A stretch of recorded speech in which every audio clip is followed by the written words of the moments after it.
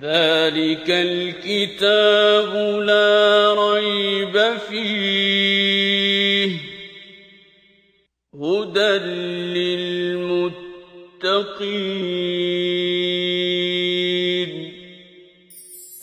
كتاب الله للأرواح روح، به تحيا النفوس وتستريح. كتاب الله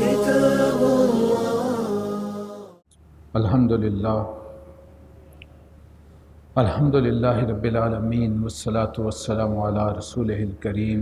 اما بعد فاعوذ باللہ من الشیطان الرجیم. بسم اللہ الرحمن الرحیم. وَاعْلَمُوا أَنَّمَا غَنِمْتُم مِّن شَيْءٍ فَأَنَّ لِلَّهِ خُمُسَهُ وَلِلرَّسُولِ وَلِذِي الْقُرْبَى وَالْيَتَامَى وَالْمَسَاكِينِ وَابْنِ السَّبِيلِ إِن كُنتُمْ آمَنتُم بِاللَّهِ وَمَا أَنزَلْنَا عَلَىٰ عَبْدِنَا يَوْمَ الْفُرْقَانِ يَوْمَ الْتَقَى الْجَمْعَانِ وَاللَّهُ عَلَىٰ كُلِّ شَيْءٍ قَدِيرٌ. صدق اللہ العظیم. رب اشرح لی صدری ویسر لی امری واحلل عقدۃ من لسانی یفقہوا قولی. اللہم ارنا الحق حقا وارزقنا اتباعہ وارنا الباطل باطلا وارزقنا اجتنابہ. آمین یا رب العالمین. غزوہ بدر کے متعلق اللہ تبارک و تعالیٰ کی طرف سے تبصرہ اور مزید ہدایات مستقبل کے لیے جس سوال سے آغاز ہوا تھا یسألونک عن الانفال، اب اس سوال کا جواب جس سے آغاز ہو رہا ہے. وَعْلَمُوا، اور تمہیں معلوم ہونا چاہیے، انما غنمتم، یہ جو مال غنیمت تمہیں ملا ہے، من شیء، جو بھی اس میں سے ملا ہے، فَأَنَّ لِلَّهِ خُمُسَهُ، اس میں سے 5واں حصہ اللہ کے لیے ہے، وَلِلرَّسُولِ، اور اس کے رسول کے لیے، وَلِذِي الْقُرْبَى وَالْيَتَامَى وَالْمَسَاكِينِ وَابْنِ السَّبِيلِ، اور رسول صلی اللہ علیہ وسلم کے رشتہ داروں، یتیموں، مساکین اور مسافروں کے لیے. ان کنتم آمنتم باللہ وما انزلنا علی عبدنا یوم الفرقان یوم التقى الجمعان، اگر تم ایمان لائے ہو اللہ پر اور اس چیز پر جو فیصلے کے روز، یعنی دونوں فوجوں کے مقابلے کے دن ہم نے اپنے بندے پر نازل کی، یعنی اللہ تبارک و تعالیٰ کی تائید، اللہ کی نصرت، اللہ کی طرف سے فتح. اور یہ مال غنیمت بھی گویا کہ اللہ ہی کی طرف سے عطا کیا گیا ہے. واللہ علی کل شیء قدیر، اللہ ہر شے پر قدرت رکھنے والا ہے. اذ انتم بالعدوۃ الدنیا، یاد کرو جب تم وادی کے اس جانب تھے، وہم بالعدوۃ القصویٰ، اور مشرکین کا لشکر جو تھا وہ دوسری جانب پڑاؤ ڈالے ہوئے تھا. والرکب اسفل منکم، اور قافلہ تم سے نیچے کی طرف سے گزر رہا تھا. قافلہ جو تھا سمندر کی جانب سے وہ راستہ لیتا ہوا جو ہے وہ سمندر کے کنارے کنارے نکل جا چکا تھا. وَلَوْ تَوَاعَدتُّمْ لَاخْتَلَفْتُمْ فِي الْمِيعَادِ، اگر پہلے سے تمہارے اور ان کے درمیان مقابلے کی کوئی قرارداد ہو چکی ہوتی، تو تم لَاخْتَلَفْتُمْ فِي الْمِيعَادِ، تو اس میں تم ضرور پہلو تہی کر جاتے. وَلَٰكِنْ لِيَقْضِيَ اللَّهُ أَمْرًا كَانَ مَفْعُولًا، لیکن جو کچھ پیش آیا وہ اس لیے تھا کہ اللہ اس کا فیصلہ کر چکا تھا کہ یہی ظہور میں آئے. یعنی تمہاری طرف سے تو ڈھیل تھی، تم تو لشکر کی بجائے قافلے کی طرف جانا چاہتے تھے، لیکن اللہ کا فیصلہ تھا کہ جو اس کی منشا ہے، مشیت ہے، وہ کچھ ظہور پذیر ہو، یعنی حق اور باطل کا مقابلہ. لِيَهْلَكَ مَنْ هَلَكَ عَنْ بَيِّنَةٍ، تاکہ جس نے ہلاک ہونا ہے وہ دلیل روشن کے ساتھ ہلاک ہو. وَيَحْيَىٰ مَنْ حَيَّ عَنْ بَيِّنَةٍ، اور جسے زندہ رہنا ہے وہ دلیل روشن کے ساتھ زندہ. اس کے دونوں مطلب لیے گئے ہیں کہ جو مرا اس نے مرنا ہی تھا، اور جو زندہ رہا اس نے زندہ ہی رہنا تھا. لیکن باطنی طور پر مفسرین نے یہ رائے بھی پیش کی ہے کہ یہ دونوں سے مراد ہے کفر اور جاہلیت. کفر نے مٹنا ہے، اس نے مرنا ہے، لہٰذا وہ مر کے رہے گا اور مر گیا. اور جو زندہ رہا یعنی حق اور اللہ کا دین، اسلام، اس سے زندہ رہنا ہے، اور وہی دلیل روشن کے ساتھ زندہ رہے گا۔ وَإِنَّ اللَّهَ لَسَمِيعٌ عَلِيمٌ، بے شک اللہ سننے والا اور جاننے والا ہے۔ اِذْ يُرِيكَهُمُ اللَّهُ فِي مَنَامِكَ قَلِيلًا، اے نبی صلی اللہ علیہ وسلم، ہم نے یعنی اللہ نے آپ کو مشرکین کا لشکر خواب میں قلیل دکھایا تھا، تھوڑا دکھایا تھا۔ نبی اکرم صلی اللہ علیہ وسلم نے جب رستے میں تھے تو خواب دیکھا کہ مشرکین بہت تھوڑے سے لشکر کے ساتھ آ رہے ہیں، اور آپ نے وہ خواب جو ہے صحابہ کو سنا بھی دیا۔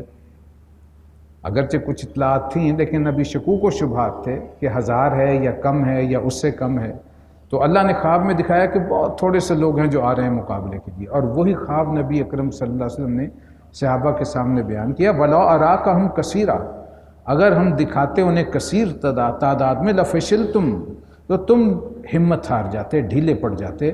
وَلَتَنَازَعْتُمْ فِي الْأَمْرِ، اور پھر تم اللہ کے اس حکم کے بارے میں آپس میں جھگڑنے لگتے، یعنی جو اللہ چاہتا تھا لڑائی جنگ، اس کے بارے میں تمہارے اندر اختلاف رائے پیدا ہو جاتا۔ وَلَٰكِنَّ اللَّهَ سَلَّمَ، لیکن اس چیز سے اللہ تبارک و تعالیٰ نے تمہیں بچا لیا۔ إِنَّهُ عَلِيمٌ بِذَاتِ الصُّدُورِ، یقیناً وہ سینوں کا حال بھی جانتا ہے۔ وَإِذْ يُرِيكُمُهُمْ إِذِ الْتَقَيْتُمْ فِي أَعْيُنِكُمْ قَلِيلًا وَيُقَلِّلُكُمْ فِي أَعْيُنِهِمْ، اللہ تبارک و تعالیٰ نے مقابلے کے وقت بھی تم لوگوں کی نگاہوں میں دشمن کو بہت قلیل دکھایا، اور ان کی نگاہوں میں تمہیں قلیل دکھایا، تاکہ وہ بھی زور لگا کر کے سمجھتے ہوئے کہ یہ تو بہت چھوٹا سا لشکر ہے اور حملہ آور ہوں، اور تم بھی سمجھو کہ بہت قلیل لوگ ہیں، ہم تو جلدی فتح پا لیں گے، اور تم بھی جو ہے لڑائی کے لیے تیار ہو جاؤ۔ مقصد یہ تھا اللہ تبارک و تعالیٰ کے حق اور باطل کا ٹکراؤ ہو، لِيَقْضِيَ اللَّهُ أَمْرًا كَانَ مَفْعُولًا، تاکہ جو بات ہونی تھی اللہ اسے ظہور میں لے آئے، یا یوں کہہ لیجئے کہ اللہ کا فیصلہ ظہور میں آ جائے۔ وَإِلَى اللَّهِ تُرْجَعُ الْأُمُورُ، اور آخر کار تو سارے امور اللہ ہی کی طرف لوٹائے جائیں گے۔ یا ایھا الذین آمنوا اذا لقیتم فئۃ فاثبتوا، اہل ایمان جب بھی کسی گروہ سے تمہارا مقابلہ ہو تو ثابت قدم رہو، واذکروا اللہ کثیرا لعلکم تفلحون، اور اللہ کو کثرت سے یاد کرتے رہو تاکہ تمہیں کامیابی نصیب ہو۔ یہ مستقبل کے لیے ایک ہدایت سامنے آ گئی کہ آئندہ جب بھی دشمن سے مقابلہ ہو تو ثابت قدمی کے ساتھ اللہ پر بھروسہ کرتے ہوئے اور اس کا ذکر کرتے ہوئے، وَأَطِیعُوا اللَّهَ وَرَسُولَهُ، اور اطاعت کرو اللہ کی اور اس کے رسول کی، وَلَا تَنَازَعُوا، آپس میں جھگڑو مت، جھگڑو گے تو نتیجہ کیا نکلے گا؟ فَتَفْشَلُوا، تمہارے اندر کم ہمتی پیدا ہو، ڈھیلے پڑ جاؤ گے، وَتَذْهَبْ رِيحُكُمْ، تمہاری دشمن کے نظر میں ہوا اکھڑے گی، وَاصْبِرُوا، چنانچہ صبر سے کام لو، إِنَّ اللَّهَ مَعَ الصَّابِرِينَ، یقیناً اللہ صبر کرنے والوں کے ساتھ۔ وَلَا تَكُونُوا كَالَّذِينَ خَرَجُوا مِن دِيَارِهِمْ بَطَرًا وَرِئَاءَ النَّاسِ، ان لوگوں کی مانند نہ ہو جانا، یعنی آئندہ بھی تمہارا رویہ جو ہے، تمہارا طریقہ کار ان جیسے لوگوں کے مطابق تمہارے رنگ ڈھنگ نہیں ہونی چاہیے، جس طرح قریش مکہ سے نکلے تھے، اب ان کے ساتھ لونڈیاں تھیں ناچ گانے والی، اور اس کے ساتھ شراب کے دور چل رہے تھے، ہر منزل پہ جہاں قیام کرتے تھے ارد گرد کے قبیلوں کو اپنی شان دکھانے کے لیے کہ ہمارے پاس کیسا کیسا اسلحہ ہے، کتنے لوگ ہیں، اور ایک تکبر کی کیفیت کے ساتھ ڈینگے مارتے ہوئے وہ چل رہے تھے۔ یہ نقشہ کفار کا ہے۔ مومن کا کام یہ ہے کہ وہ اللہ کا ذکر کرتا ہوا جائے اور اللہ پہ توکل و بھروسے کی نیت سے جائے، اور ایسا نہیں ہے کہ لوگوں پر روب جمانے کی کوشش کرے۔ دشمن پہ تو روب جمانا ہے، لیکن لشکر چلتے ہوئے دشمن تو محسوس کرے کہ ہاں ایک لشکر شان کے ساتھ آ رہا ہے، جیسا کہ پھر نبی اکرم صلی اللہ علیہ وسلم جب تبوک پہنچے ہیں تو وہ شان تھی۔ تو یہ کفر اور اسلام کے لشکر کے درمیان بہت بڑا فرق ہے۔ وَيَصُدُّونَ عَن سَبِيلِ اللَّهِ، اور ان کی روش یہ ہے کہ اللہ کے راستے سے روکتے ہیں۔ وَاللَّهُ بِمَا يَعْمَلُونَ مُحِيطٌ، جو کچھ وہ کر رہے ہیں اللہ ان کو گھیرے میں لیے ہوئے، یعنی اللہ کی گرفت سے ہی باہر نہیں۔ وَزَيَّنَ لَهُمُ الشَّيْطَانُ أَعْمَالَهُمْ، ذرا خیال کرو کہ جب شیطان نے ان لوگوں کے کرتوت جو تھے ان کی نگاہوں میں بڑے خوشنما بنا دیے تھے۔ وَقَالَ لَا غَالِبَ لَكُمْ، اور اس نے کہا تھا کہ آج تم پہ کوئی غالب نہیں آ سکتا۔ دیکھیے شیطان تو کوئی انسانی شکل میں نہیں آتا، کبھی کوئی ایسا معاملہ ہوتا ہے کہ وہ بھیس بدل کے آئے، یہ بہت خال ہے، شیطان وسوسہ اندازی کرتا ہے، اور کافر کے دل میں وسوسہ کیا ہے؟ اس کے اندر ایک تنتنا پیدا ہو جائے، ایک کبر کی کیفیت پیدا ہو جائے، اپنے لشکر پہ ایک ایسا غرور پیدا ہو جائے کہ سمجھے ہمیں کون ہرا سکتا ہے۔ یہ کیفیت جو ہے تکبر کی، جو اللہ کو نہایت ناپسند۔ یہ صورتحال شیطان نے گویا کہ انہیں پٹی پڑھائی کہ آج تمہیں کون شکست دے سکتا ہے، وَإِنِّي جَارٌ لَكُمْ، میں جو تمہارے ساتھ ہوں۔ فَلَمَّا تَرَأَتِ الْفِئَتَانِ، اور جب اس نے دیکھا دونوں لشکروں کو نَقَصَ عَلَىٰ عَقِبَيْهِ، تو وہ پیچھے مڑ کے الٹے پاؤں بھاگ گیا۔ وقال، اور کہنے لگا، انی بریء منکم، میں تم سے بالکل بری ذمہ، یعنی میرا تمہارا کوئی ساتھ نہیں۔ انی ارا ما لا ترون انی اخاف اللہ، کہ میں جو کچھ دیکھ رہا ہوں تم نہیں دیکھ سکتے، مجھے تو اللہ سے بڑا ہی ڈر لگتا ہے۔ واللہ شدید العقاب، اور یقیناً اللہ سزا دینے میں بھی بہت سخت ہے۔ اللہ تبارک و تعالیٰ کی طرف سے ظاہر ہے فرشتوں کی بھی نصرت تھی، جو اللہ تبارک و تعالیٰ نے وعدہ فرمایا تھا اپنے رسول صلی اللہ علیہ وسلم سے، تو اس نے تو یہ بھانپ لیا کہ آج قریش کی مرمت ہونے والی ہے، لہٰذا وہ میدان چھوڑ کے بھاگا، لیکن انہیں جو ہے وہ اس تکبر میں ڈال کے اس نے میدان میں کھڑا کر دیا۔ اذ یقول المنافقون، اور اس وقت جو منافقوں کی کیفیت تھی وہ کہہ رہے تھے، والذین فی قلوبہم مرض، جن کے دلوں میں کہ روگ تھا، غر ہؤلاء دینہم، یہ مسلمانوں کو، یہ ہمارے ساتھیوں کو کیا ہو گیا ہے، انہیں تو ان کے دین نے گویا کہ خبط میں مبتلا کر دیا۔ وَمَن يَتَوَکَّلْ عَلَى اللَّهِ فَإِنَّ اللَّهَ عَزِیزٌ حَکِیم، حالانکہ اگر کوئی اللہ پر بھروسہ کرتا ہے تو یقیناً اللہ زبردست ہے اور کمال حکمت والا ہے۔ اللہ اپنے مومن بندوں کو جو اس پر بھروسہ کرتے ہیں انہیں کبھی مایوس نہیں کرتا، وہ ان کی لازمند مدد فرماتا ہے۔ وَلَوْ تَرَىٰ إِذْ يَتَوَفَّى الَّذِينَ كَفَرُوا، اے کاش کہ آپ اس وقت انہیں دیکھ سکتے جب فرشتے ان کی روحیں قبض کر رہے تھے۔ یتوفی الذین کفروا ملائکۃ یضربون وجوہہم، وہ مار رہے تھے ان کے چہروں پر، وادبارہم، اور ان کی پیٹھوں پر، وذوقوا عذاب الحریق، اور کہتے جا رہے تھے لو اب آگ کا مزہ، جلنے کا مزہ چکھو، ذالک بما قدمت ایدیکم، یہ وہ جزا ہے جو تم نے اپنے ہاتھوں سے جو ہے مہیا کی ہے۔ وَأَنَّ اللَّهَ لَيْسَ بِظَلَّامٍ لِّلْعَبِيدِ، اور یقیناً اللہ تو اپنے بندوں پر ظلم کرنے والا نہیں تھا۔ یہاں ظلم سے مراد جو ہے وہ خاص طور پر ان کے رویے میں جو ہے وہ شرک ہے۔ تم نے شرک کا رستہ اختیار کیا، اللہ کے باغی بنے، چنانچہ اللہ نے تمہارے لیے یہ سزا مقرر کر دی۔ اللہ نے تو اپنے رسول صلی اللہ علیہ وسلم کو بھیجا جو رحمت اور شفقت سے تمہارے سامنے تبلیغ کرتے رہے، لیکن تم نے ایمان لا کر کے نہیں دیا۔ تمہارے ساتھ پھر وہی سلوک ہوا جو اس سے پہلے قوموں کے ساتھ ہوا تھا۔ یہ دیکھیے اب وہ عذاب استحصال جو رسولوں کے کفر اور تکذیب کی وجہ سے پہلی قوموں پر اجتماعی طور پر آتا تھا، کلی طور پر آتا تھا، اب یہاں جزوی طور پر نازل ہوا سرداران قریش پر، جن میں سے 70 جو ہیں اس میدان میں اللہ تبارک و تعالیٰ نے واصل جہنم کی۔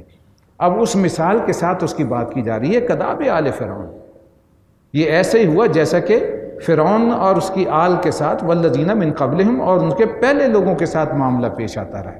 انہیں بھی اللہ نے نہ ماننے کی وجہ سے جو ہے وہ عذاب میں مبتلا کیا تھا، اور آج تم پہ یہ عذاب نازل ہوا رسول اللہ صلی اللہ علیہ وسلم پر ایمان نہ لانے اور الٹی تکذیب کرنے کی بنیاد پر۔ کفروا بآیات اللہ، انہوں نے بھی کفر کیا تھا اللہ کی آیات کا۔ فاخذہم اللہ بذنوبہم، اللہ نے ان کے گناہوں کی پاداش میں انہیں پکڑا۔ ان اللہ قوی شدید العقاب، یقیناً اللہ قوت رکھنے والا اور سخت سزا دینے والے۔ ذالک بان اللہ لم یکن مغیرا نعمتا انعمها علی قوم حتی یغیروا ما بانفسہم، یہ ان کے ساتھ اس لیے ہوا کہ اللہ کی سنت ہے کہ وہ کسی نعمت کو جو اس نے کسی کو عطا کی ہو، کسی قوم کو عطا کی ہو، اس وقت تک نہیں بدلتا جب تک کہ وہ خود اس کی کوشش نہ کریں۔ یہاں ایک منفی انداز میں آیا ہے، مثبت انداز میں آگے سورہ ہود میں یہی آیات ریپیٹ کی جائیں گے۔ یہاں اس انداز سے آیا کہ اللہ نے تو نعمت کی تھی، اپنے رسول صلی اللہ علیہ وسلم کو بطور نعمت اور رحمت بھیجا تھا ان کے پاس، لیکن انہوں نے کوشش ہی نہیں کی، چاہت ہی نہیں تھی، طلب ہی نہیں تھی کہ ہدایت کی طرف آ جاتے۔ تو جسے خود طلب نہ ہو اس کے اللہ حالت کبھی نہیں بدلتا، یا جب کوئی کوشش ہی نہ کرے انسان، کسی قوم کو جو وہ یہ احساس ہی نہ ہو کہ اپنی حالت بدلنی ہے، تو پھر اللہ تبارک و تعالیٰ بھی ان کی مدد نہیں کرتا۔ مولانا حالی کا بڑا مشہور شعر ہے، خدا نے آج تک اس قوم کی حالت نہیں بدلی، نہ ہو جس کو خیال خود اپنی حالت کے بدلنے کا۔ تو یہ اللہ کی بہت بڑی سنت ہے. جب ہم چاہیں گے ہماری حالت بدل جائے، محنت کریں گے، اللہ کے بندے بنیں گے، یقیناً اللہ بھی ہمارا حال تبدیل کرے گا. لیکن اگر خواہش ہی نہ ہو، ایک رستے پہ آپ چلنا ہی نہیں چاہتے تو منزل پہ کیسے پہنچیں گے؟ انسان رستہ اختیار کرے گا، کوئی وسائل اختیار کرے گا، محنت اور کوشش کرے گا، تب منزل تک پہنچ سکتا ہے. وَأَنَّ اللَّهَ سَمِيعٌ عَلِيمٌ، اللہ سب کچھ سننے والا اور جاننے والا ہے. کداب آل فرعون، یہ اسی طرح ہوا جیسے آل فرعون والذین من قبلہم، ان سے پہلے لوگوں پر ہوا. کذبوا بآیات ربہم، انہوں نے بھی اپنے رب کی آیات کو جھٹلایا. فأہلکناہم بذنوبہم، تو ہم نے ان کے گناہوں کی پاداش میں انہیں ہلاک کر دیا. وغرقنا آل فرعون، اور فرعون کی آل کو غرق کر دیا. وکل کانوا ظالمین، اس لیے کہ وہ سب کے سب ظالم تھے. ان شر الدواب عند اللہ الذین کفروا فہم لا یؤمنون، یقیناً اللہ کے نزدیک زمین پر چلنے والی مخلوق میں بدترین وہ لوگ ہیں جو کفر کا رویہ اختیار کرتے ہیں، جو اللہ کی مانتے نہیں. فہم لا یؤمنون، اور پھر وہ ایمان قبول کرنے کے لیے تیار نہیں ہوتے. الذین عاہدت منہم ثم ینقضون عہدہم فی کل مرۃ وہم لا یتقون، اور بالخصوص وہ لوگ جن کے ساتھ اے نبی آپ نے معاہدہ کیا تھا اور وہ ہر موقع پر اس کو توڑ دیتے اور ذرا بھی اللہ کا خوف نہیں کرتے. اس سے مراد ہے یہود مدینہ، کیونکہ نبی اکرم صلی اللہ علیہ وسلم نے اس کا ذکر ہم نے تمہیدی طور پر کر دیا تھا کہ مدینہ آتے ہی سب سے پہلے وہ معاہدہ کیا تھا دوسرے ارینجمنٹس کے بعد، جس میں یہود کو بھی باندھ لیا تھا اور بہت سے ارد گرد کے قبیلوں کو بھی، جسے میثاق مدینہ کہا جاتا ہے. اور قریش نے کبھی بھی اس معاہدے کی، یہود نے کبھی بھی اس معاہدے کی پاسداری نہیں کی، ہمیشہ وہ خلاف ورزی کرتے رہے. چنانچہ سب سے پہلے غزوہ بدر کے بعد بنو قینقاع کو نبی اکرم صلی اللہ علیہ وسلم نے مدینہ سے نکالا اسی معاہدے کی توڑنے کی وجہ سے. اور پھر اس کے بعد بنو نذیر کا معاملہ ہوا غزوہ احد کے بعد، اور غزوہ خندق کے بعد پھر بنی قریظہ کو بھی جہاں سے رخصت کیا گیا. بنو قینقاع کا معاملہ اس وقت ہوا غزوہ بدر کے فوراً بعد، اور ان کی صورتحال یہ تھی کہ جیسے ہی مسلمانوں کو فتح حاصل ہوئی بدر کے میدان میں، اب یہ امید لگائے بیٹھے تھے اندر ہی اندر، کیونکہ ان کی خفیہ سازشیں قریش کے ساتھ مل کے، جو منافق تھے مدینہ میں ان کے ساتھ مل کے، وہ ساری اسکیمیں چلتی رہتی تھی. اور یہ بہت کوشش کرتے تھے کہ کسی نہ کسی طریقے سے اوس اور خزرج کے درمیان جو ہے وہ دوبارہ اختلافات پیدا ہوں اور آپس میں جنگ ہو جائے. 2 سال پہلے ہی اوس اور خزرج کے درمیان ایک جنگ ہوئی تھی جس کا نام تھا جنگ بؤاس، اور اس میں ایک دوسرے کے سینکڑوں افراد قتل ہو گئے تھے. اور آگ لگانے والے کون تھے؟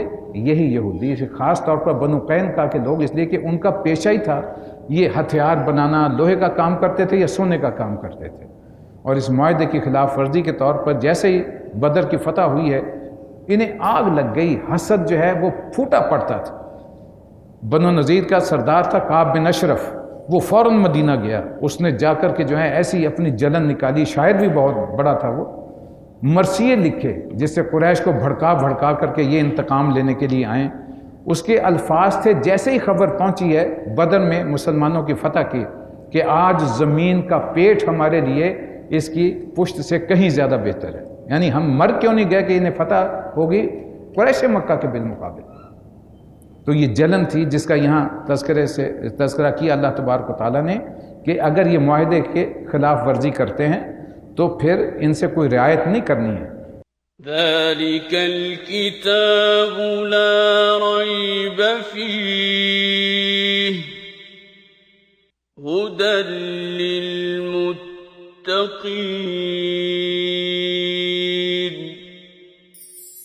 كتاب الله للأرواح روح به تحيا النفوس وتستريح. كتاب الله